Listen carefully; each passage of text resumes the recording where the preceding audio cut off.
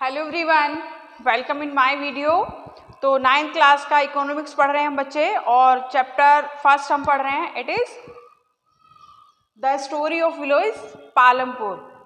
Mostly chapter complete हो चुका है हमारा। It is the last video of this chapter and the topic is non farm activities in village Palampur.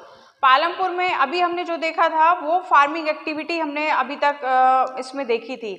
अब जो हमारा लास्ट टॉपिक है वो है non farm activities in Palampur. हमने पढ़ा था कि 75% of the population of Palampur engage in the farming activities and rest of the 25% of the population engage in the non farm activities.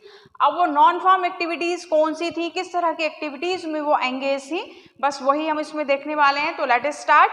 तो first is non farm activity, it is the dairy. I hope dairy क्या है ये आप सब लोगों को पता होगा। तो first is the what is dairy. Dairy क्या होती है? कुछ ऐसे लोग थे पालमपुर में जिन्होंने बुफेलोज एंड काउस को पाला हुआ था। और पाल किस लिए रखा था?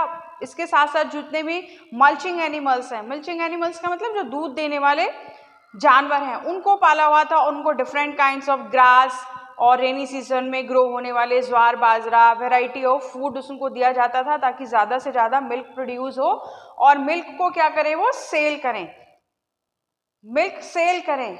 और सेल करने से क्या होगा? They earn from this money उससे अर्न करेंगे। कैसे?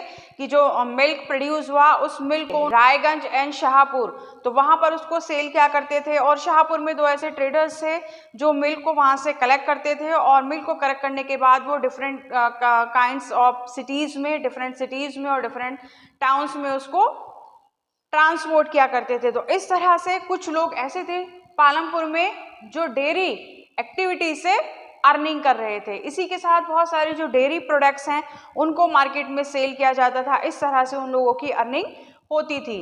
तो बहुत सारे लोग थे जो डेयरी एक्टिविटी में एंगेज थे।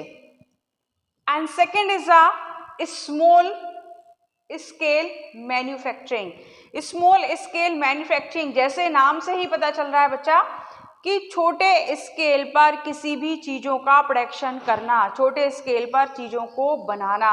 Producing goods at small labour, small level पर, छोटे स्तर पर चीज़ों को बनाना, प्रोड्यूस करना।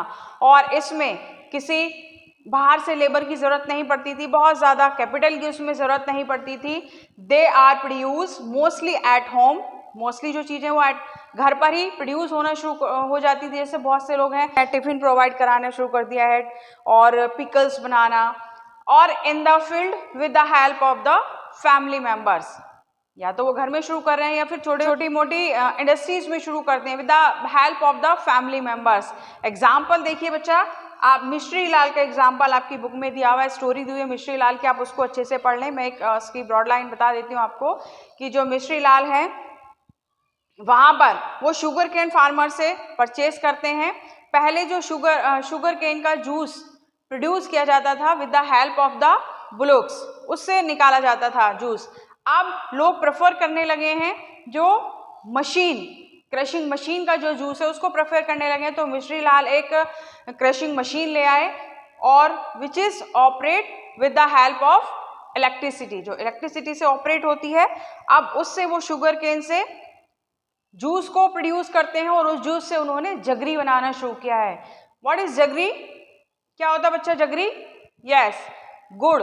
खाते हैं आप लोग गुड़? अगर नहीं खाते तो खाना चाहिए because it is good for health.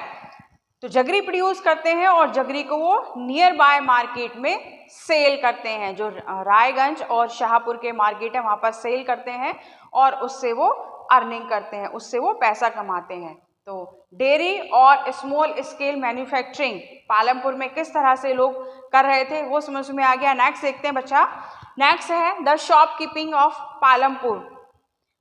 Palampur ही नहीं, जितने भी गांव हैं, जैसे कोई भी गांव है, ये गांव है और यहाँ पर छोटी मोटी सी शॉप्स खोल लेते हैं लोग। स्मॉल शॉप सेलिंग गुड्स, तो वहाँ पर क्या है, जो रोज़मर्रा की छोटी मोटी चीज़ें वो सब सेल की जाती हैं। जितने भी जो नियर बाय सिटीज़ हैं वहाँ से वो होल सेल की शॉप से चीज़ें खरीद कर लाते हैं और अपने विलेज में आकर उनको सेल करते हैं। एंड जर्नल स्टोर, बहुत सारे जर्नल स्टोर्स भी पालमपुर में थे।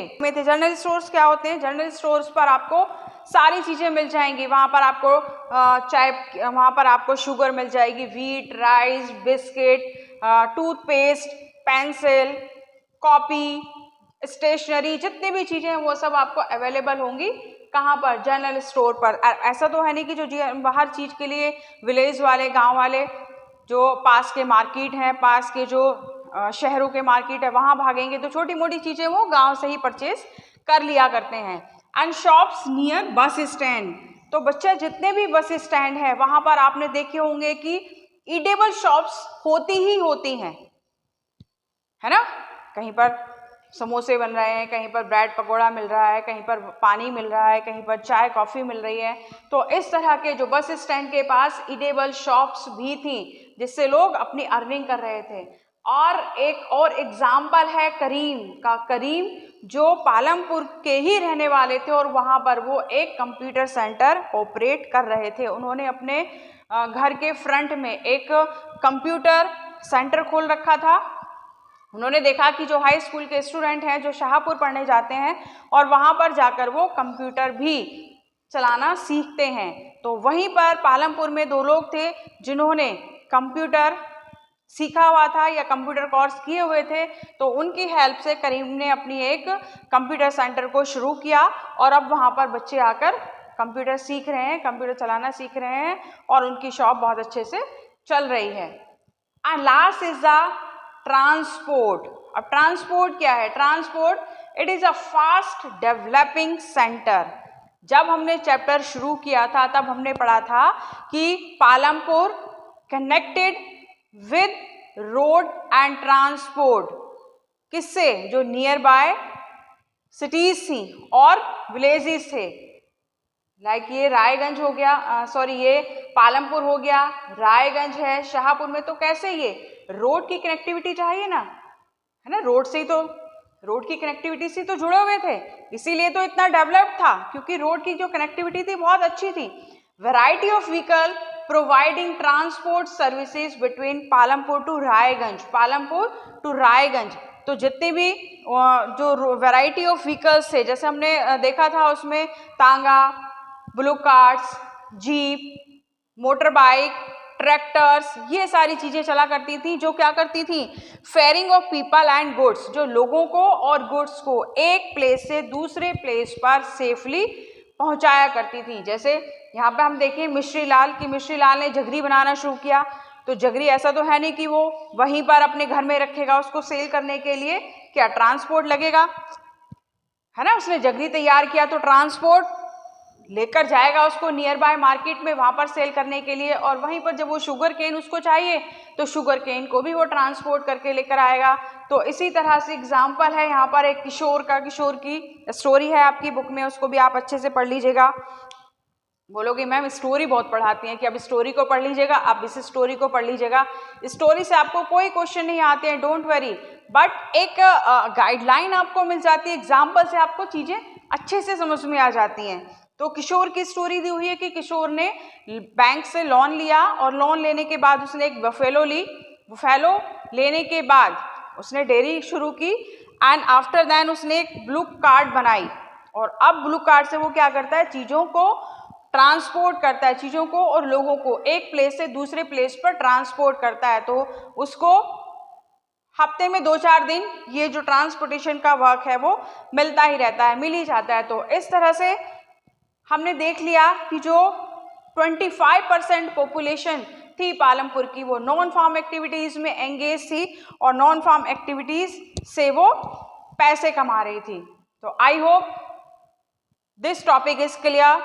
चैप्टर बहुत इजी था, जब हमने वीडियो शुरू किया था तभी हमने कहा था कि डोंट वेरी, डरने की कोई बात नहीं है, बहुत इजी है इकोनॉमिक्स और बहुत इजी चैप्टर्स हैं। तो आई होप ये पूरा चैप्टर आपको क्लियर हो गया होगा। तो मिलते हैं नेक्स्ट वीडियो में किसी नए टॉपिक के साथ, नए चैप्टर के साथ। Till then stay safe, stay connected, keep learning. Thank you very much.